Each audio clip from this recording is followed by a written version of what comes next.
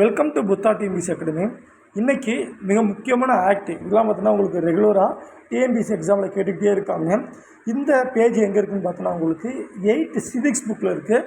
Just நீங்கள் refer பண்ணி பார்த்துக்கோங்க. ஃபஸ்ட்டு பெற்றோர்கள் மற்றும் மூத்த குடிமக்களின் பராமரிப்பு மற்றும் நல்வாழ்வு சட்டம் 2007 நிறைய எக்ஸாமில் கேட்டிருக்காங்க. இந்த ஓல்டேஜ் பர்சன் பார்த்தோன்னா அதிகமான வாக்காளர்கள் எங்கே இருக்காங்கன்னா பீகாரில். இந்தியாவிலே முதல் முறையாக வந்துனாக்க முதியோர்கள் ஆணையத்தை நிறுவனது கேரளாவில். முதியோர்களுக்கு மத்திய அரசாங்கம் ஒரு ஹெல்ப்லைன் நம்பர் கொடுத்துருக்காங்க. 14567 அதோட ஹெல்ப்லைன் நம்பர் ஞாபகம் வச்சுக்கோங்க. Right, okay. உமன் ரிலேட்டடான நிறைய ஆக்ட் கொடுத்துருக்காங்க, வாங்க பார்க்கலாம்.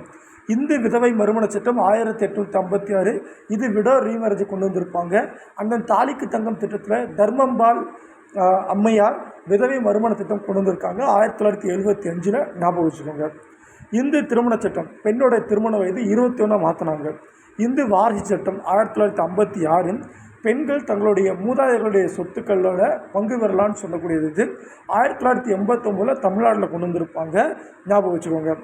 வரதட்சணை தடை சட்டம் 1961 இந்தியாவில் முதல்ல ஜாயின்ட் சிட்டிங் கொண்டு வந்தது. இதுக்காக தான் நல்லா ஞாபகம் வச்சுக்கோங்க. ஜாயின்ட் சிட்டிங்கோட ஹெட் யார் இருப்பாங்கனாக்கா ஸ்பீக்கர் இருப்பாங்க. அடுத்து பெண்களை கேலி செய்வதற்கான எதிரான சட்டம் 1997 பெண்களுக்கு நிவாரணம் அளிக்கும். இதில் பண்ணாங்கனாக்க அநாகரிகமான சித்தரித்தலுக்கான சட்டம் 1999. நீங்கள் நிறைய மூவிஸில் கூட பார்த்துருந்துருக்கலாம் இந்த மாதிரி. இது பத்திரிக்கை செய்தித்தாள் போன்றவற்றில் பெண்களை அநாகரிகமாக சித்தரிக்கிறத தடை செய்துன்னு சொல்லியிருந்திருப்பாங்க. அடுத்து பெண் தொழிலாளர்களுக்கான என்னென்ன சட்டம் கொண்டு வந்திருக்காங்கன்னா தொழிற்சாலை சட்டம் 48, தோட்ட தொழிலாளர்கள் சட்டம் 51, சுரங்க சட்டம் 1952, மகப்பேறு நல சட்டம் 1961. இதெல்லாம் ஞாபகம் வச்சுக்கணும். அந்த குடும்ப வன்முறையிலிருந்து பெண்களை பாதுகாக்கும் சட்டம் 2005 வந்திருக்கு.